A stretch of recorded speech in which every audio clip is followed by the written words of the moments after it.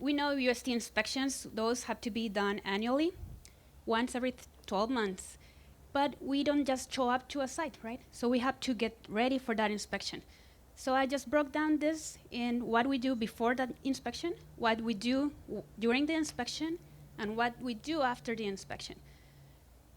I'm gonna start talking first what we do before the inspection. So every month, we get a list of all sites that are due for inspection the following month. In our case in San Diego County, we get a list that would give us the permit number for that site.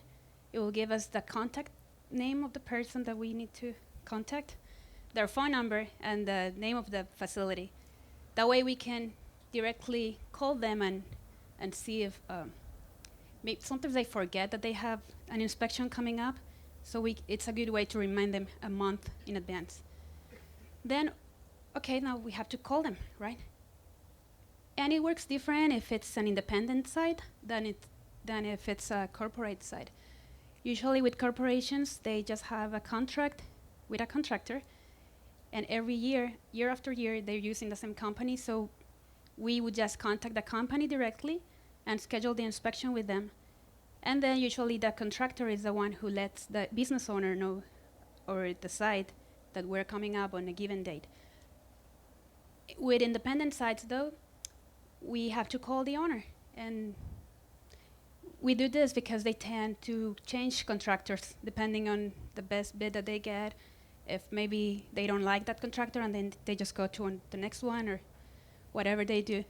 And if you don't do it this way, let's say you go back to the records from previous year and you say, oh, they've been using this contractor every year, and you call them and you schedule the inspection, and then next week you have another contractor calling, hey, I'm calling you to schedule this site, and now you have two contractors calling. So it's always better just to call the owner directly and see if he wants to stay with the same contractor or use a different one.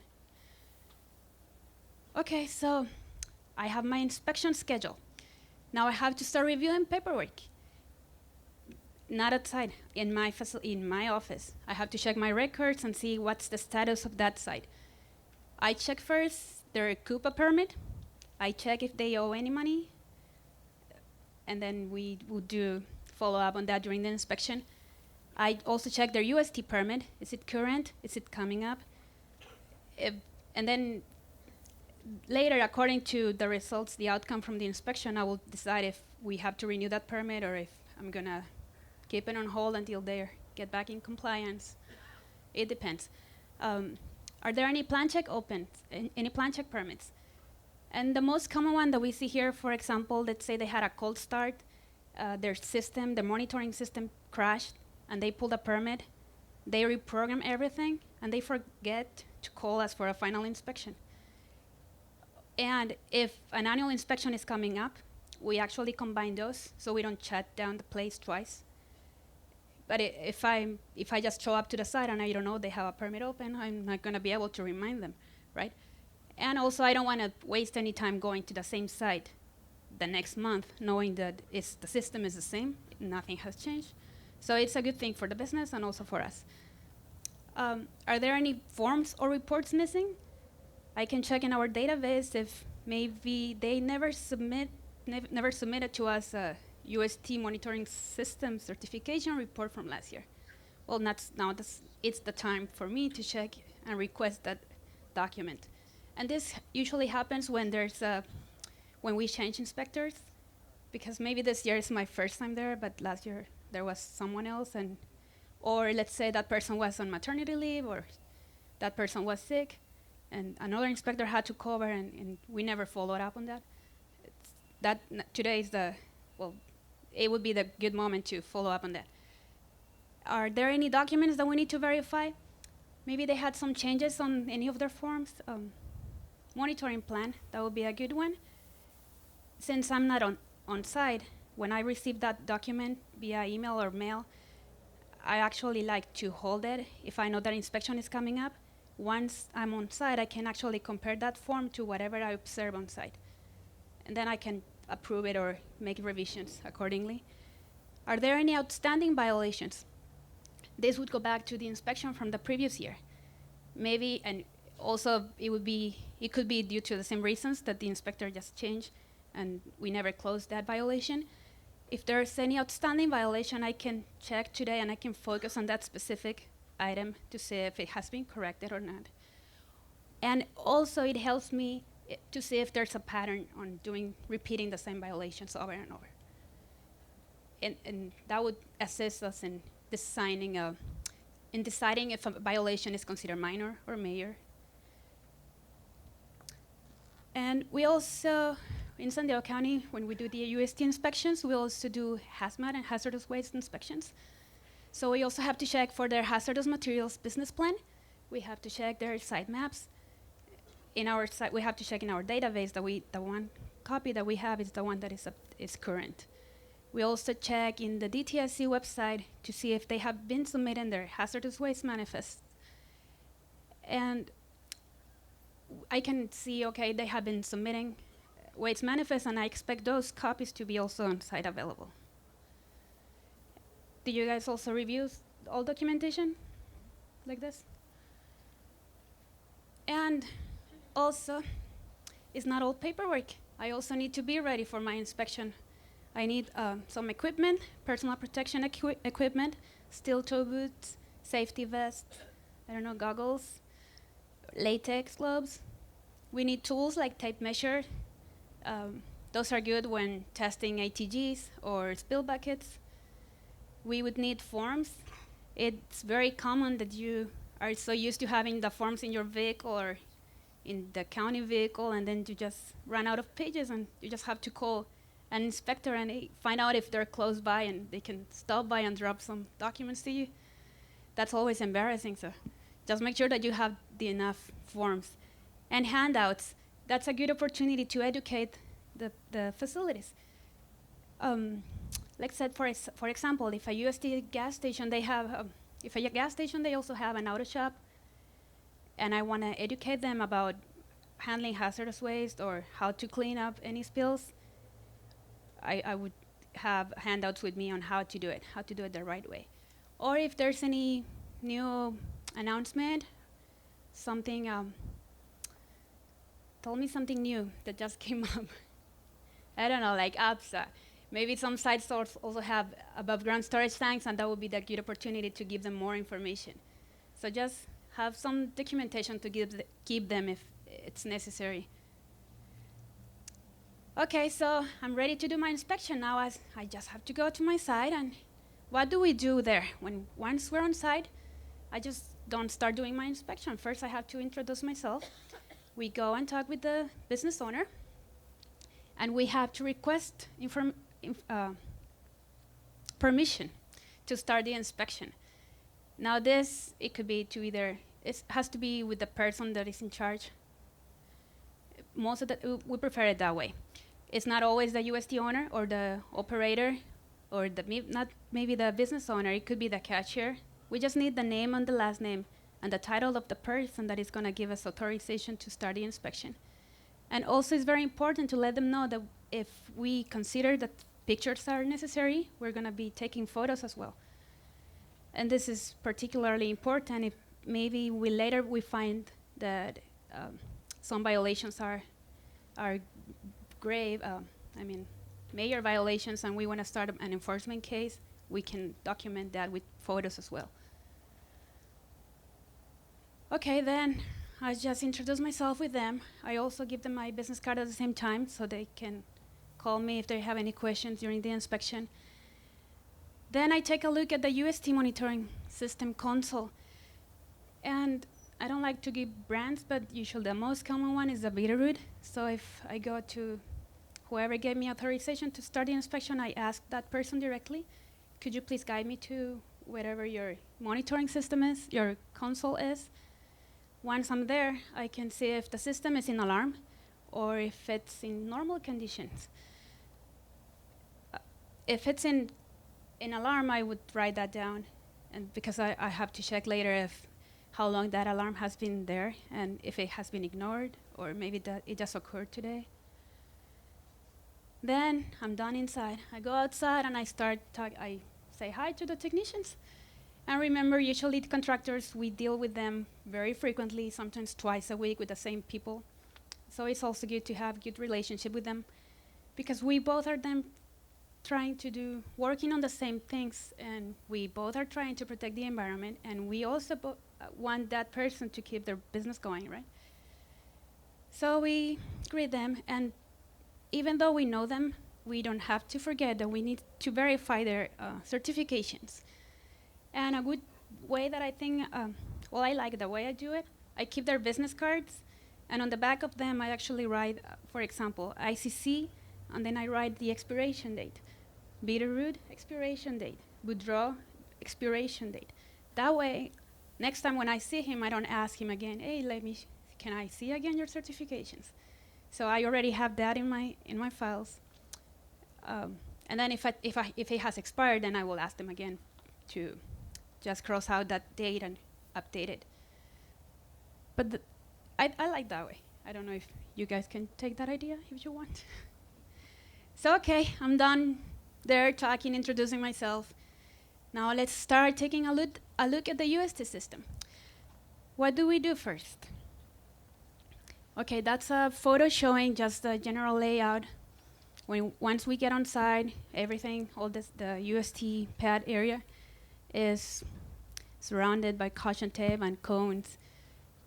And those guys, I like them. They use cones, the caution tape and flags, and people should really know that something is going there. And even with all those safety signs, they still want to walk through, hey, I need the phone that is over there right in between, or I don't know. But okay, so from there, that picture shows me we should be able to see what's in there. This is a sump, and I can see 2 little circles here, so I know that is a fill sump. If I see another one here, this one doesn't have circles, oh, that's the turbine sump. Now there was another one here that is not showing in the photo, but that was the annular space. So now I know that the orientation of the tank is this way. There's 1 tank, 2 tanks, 3 tanks, and dispensers are on this side. So just to give us a general idea of the distribution of the system there. Then we start taking a look individually to each secondary containment. In this photo, are the sumps dry? We need to check if there's any liquid. Maybe it could be rainwater, it could be condensation, it could be fuel leaking from the turbines or from the piping. And for that, we also use, in San Diego County, we carry a paste with us that is, if we think that could be fuel, we actually take a wooden stick or something, we put paste on it, and then we dip it in the liquid to see if it's water or fuel, and then we can document it more efficiently. Then I also check for secondary containment for the boots. Are they pulled back? Did they forget? Maybe they recently had a secondary containment test and they forgot to pull them back. And we always want those to be pulled back in the secondary containment sumps. In the sumps, because if there's any leak in the primary line, it has to come straight to the sump. That's why we have a sensor here located by the product line to detect any leak at the earliest opportunity. And then we check for sensors.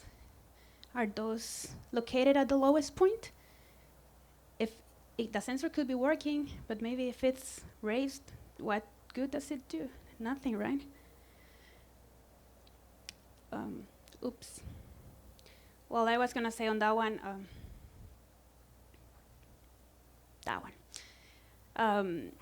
then, for example, here, was it with intention? Did they have any alarm recently? If I see that the sump is completely dry and they don't have any alarms, or maybe they had one 2 months ago, but they also have documentation that they actually worked in it, maybe they forgot, or maybe they thought that was the piping, I don't know. But we take all those things into consideration.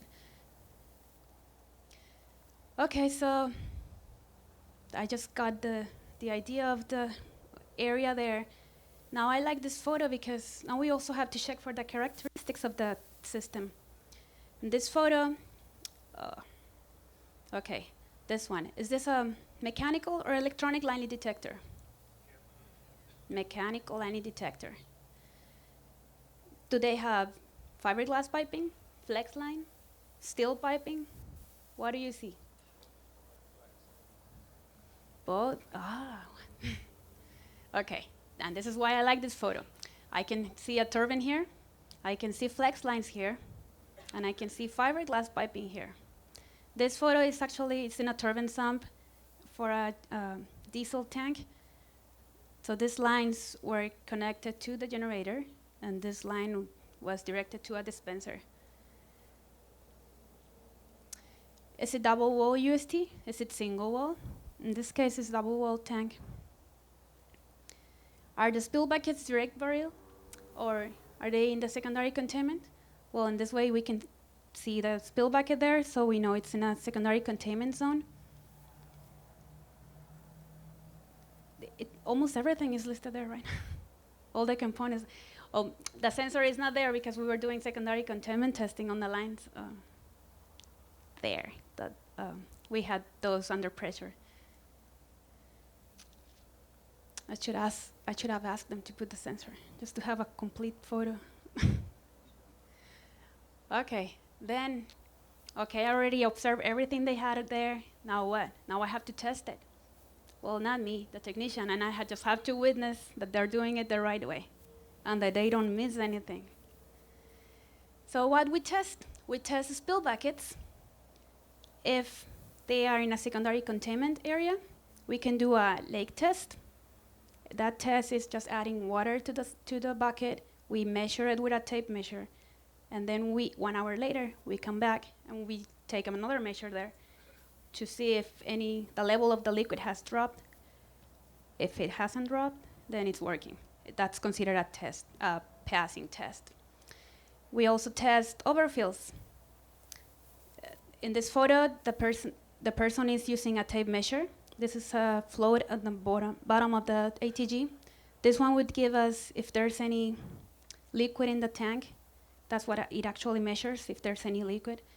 And there's another float up there somewhere that actually reads the level of the fuel in the tank. Now what he's doing with the tape measure, they have the tank manufacturers provides also to UST owners a chart with measurements of the tank. And it would say at 80%, the flow would be at this height. 95, it would be this much. So let's say, for example, if this tank was 12,000 gallons, the flow that measures the volume of the fuel should be at 76 inches. So that's what this technician is doing with the tape measure. And we request them to add a mark on the probe with a Sharpie. And hopefully next year that mark is going to be there, so we don't have to measure this every year. But if they don't have any overfills, the mark is going to be there. If they do have some overfills within the year, then it's going to disappear, but we can measure it again. Now, if they have some sites, they can have overfills. They can also have flappers. If they have a flapper, we do not test the ATGs. But if they're listing both ATGs and flappers as their overfill protection, then we test both. And also sometimes corporations, they like to test ATGs as well, even if they only list flappers. If that's the case, I want to take a look at the flapper to see that it's functional and that nothing is blocking it. And the technicians can do the ATG test without me having to be there observing. Also, part of the overfill test, we have to make sure that the visual and audible alarm are working. And I don't have a photo of that, but it's just a light bulb in a red casing. It's very loud, and we really like to see people getting scared and jumping around. Can I take the question, or can you repeat that? How do we test the flapper valve? How do we test the flapper valve? We do not test those. Those are automatically just close any access to the fuel going into the tank. We just have to open. This is the actual field probe. We have to pull that lid and observe inside if the flapper is there. And if that's it, just make sure that it's there. I don't know, they could tell you, hey, there, we have a flapper, but maybe that's not true. So just make sure that it's there and that nothing is in between. I mean, nothing is covering. And I should have used my photo that I used yesterday here. Okay, we also test fail-safe. Now for this, and if you were here yesterday, one of the requirements on the UST system is to do a 0.1 gallon per hour leak rate test annually. Or they can also do fail-safe. It's either or. Now for fail-safe, that means that they have to cut power to the monitoring system console, and everything has to shut down. If there's no way to monitor the tanks, we need the turbines to be off. And we used to do it, technicians used to do it in the monitoring panel directly. But because we had so many occasions where the system would just crash, it was recommended that they actually do the fail-safe from the breakers. And this photo, you cannot see it, but here on the left, there's labels for each tank, or for the whole system, or for UDC. So the technician can just go straight to one breaker, or he can select whatever he wants. And we are outside, just making sure that the turbines are actually going down. We also test sensor out. That one is not a requirement for us.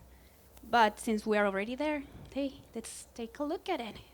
Me also, as a customer, I want to make sure that if there's any accident or any incident, any spill, any fire, me as a customer, I want to be sure that the system, emergency shut-off, it really works. And if it's not working, we cannot do anything. We don't have jurisdiction, but I would make a referral to the fire department right away. Okay, we also test sensors in the fill sumps, in turbine sumps, in annular spaces. And let me show you some photos. That would be a sensor in a sump, I don't know if it's a fill sump or a turbine sump. And the way we test that one is just dip it in water. And if it's in a turbine sump, it has to shut down the turbine. If it's in a fill sump, it depends on the programming of the system there. And that's more up to the owner. There's no requirement for that fill sump sensor to shut down the turbines. That's an annular sensor. That one is a dual float sensor. That one, the normal position of that float should be in the middle. So when the technician is pulling that sensor out of this annular space, that float starts dropping down, and that's going to give us a low liquid. Low liquid alarm would mean that the annular space is actually losing brine. So that could mean that there's a leak from the brine towards inside the tank or towards the environment. And we don't want any of those situations. Both the primary tank and secondary tanks have to be in good conditions. Then we dual flow because it also measures up here if there's high liquid. And to do that test, we bring the sensor back to the center, so we have the system up and running. And the technician would actually flip the sensor, making this float going to the opposite way. That would give us a low liquid. And what does that mean? That means that the interstitial space is actually gaining volume. That could mean also that we are losing any fuel. Fuel is going from the primary tank to the annular space, or we have high groundwater, and that water is coming to the annular space. So in either situation, that would have to be investigated. We also test smart sensors or vacuum sensors, and those are for BPH sites, all UST systems that were installed after 2004. And we also have, we could also find sensors in vapor pods or vent boxes, anywhere. If there's a sensor, test it. And if it's programmed to shut down, it has to shut down. We also test sander dispenser containment areas. Now they can have a sensor, or they can be mechanical.